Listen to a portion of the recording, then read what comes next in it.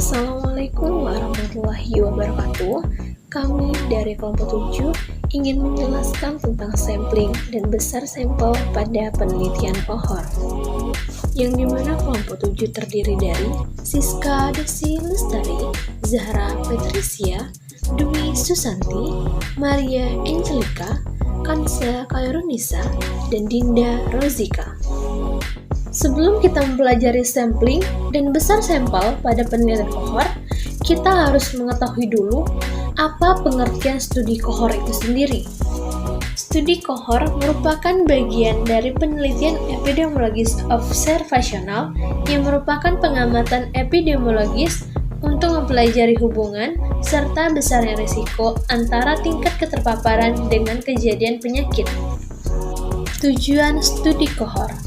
Penelitian kohort bertujuan untuk mempelajari hubungan paparan dan penyakit atau masalah kesehatan dengan membandingkan kelompok terpapar dan kelompok yang tidak terpapar.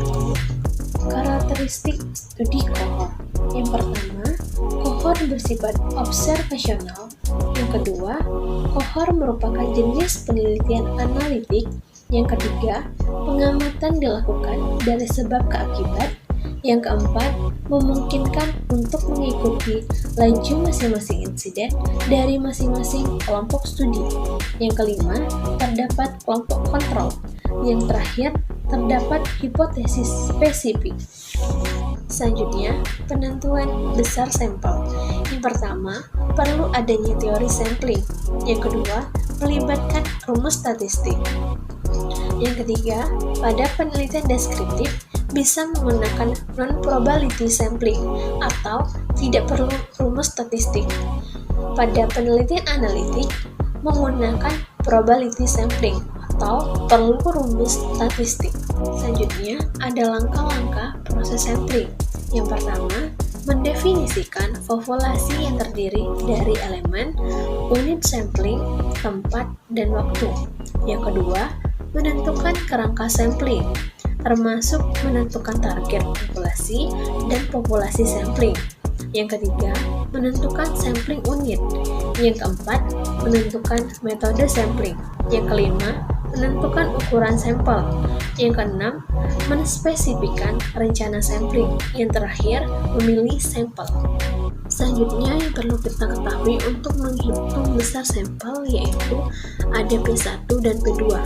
Yang dimana P1 merupakan proporsi kelompok terekspos yang mendapatkan outcome, sedangkan P2 proporsi kelompok yang tidak terekspos yang mendapatkan outcome. Selanjutnya ada besaran sampel. Besaran sampel ada dua, yaitu besaran sampel untuk uji beda dua proporsi.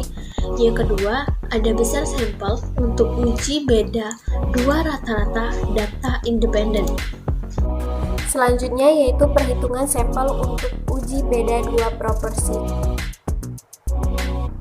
Pada aplikasi ESAIS, rumus untuk desain kohort dengan pendekatan RR itu pada 4 buah, yaitu hypothesis test for a relative risk.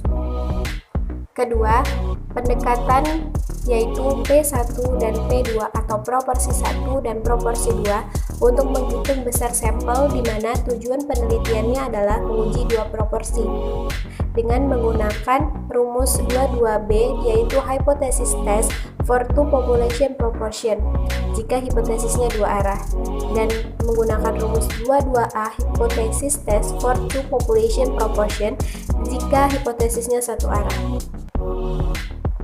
Untuk besaran sampel, rumusnya menggunakan 74B. Contoh penelitian. Untuk contoh penelitian, kami mengambil dari jurnal tentang pengaruh status gizi anak usia di bawah 5 tahun terhadap nilai belajar verbal dan numerik. Untuk menyelesaikan soal dari jurnal tersebut, kami menggunakan rumus 4.2. Berdasarkan jurnal tersebut, diketahui bahwa nilai 1 min beta sama dengan 95.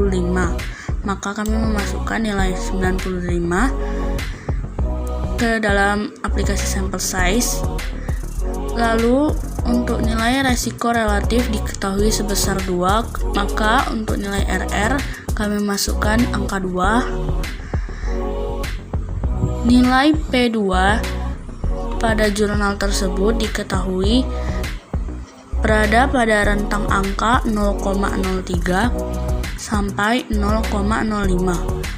Dalam hal ini, kami menggunakan 0,03 sebagai acuan. Maka pada nilai P2 kami masukkan angka 0,03.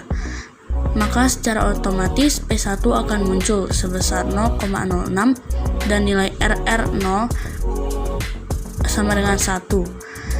Kesimpulan didapatkan bahwa jumlah sampel yang dibutuhkan dalam penelitian ini adalah sebesar 1239.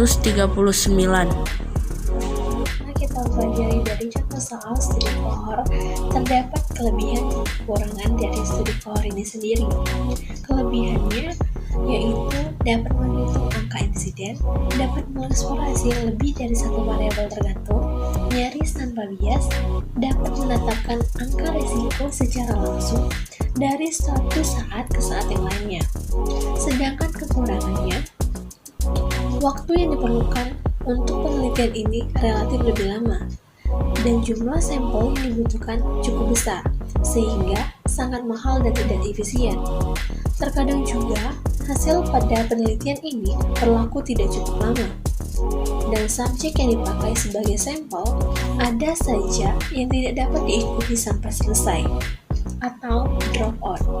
Berikut ada referensi-referensi yang kami gunakan dalam materi sampling dan besar sampel pada penelitian kohort. Terima kasih atas perhatiannya. Kami akhiri. Wassalamualaikum warahmatullahi wabarakatuh.